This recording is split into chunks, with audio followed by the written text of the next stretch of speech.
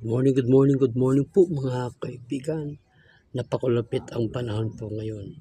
Kaya lalo po tayong dobleng ingat mga kapatid, mga kaibigan. Dahil sa bagyo ngayon na di mapipigilan. Sapagkat ito talaga matutupad talaga. Kaya dobleng ingat po tayo mga kaibigan.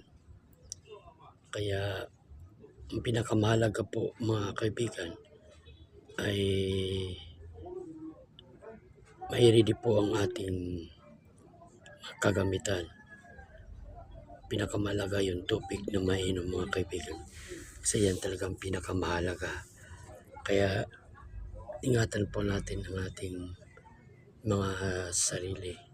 Labanan po natin itong mga pagsubok mga kaibigan. Lilipas din ito.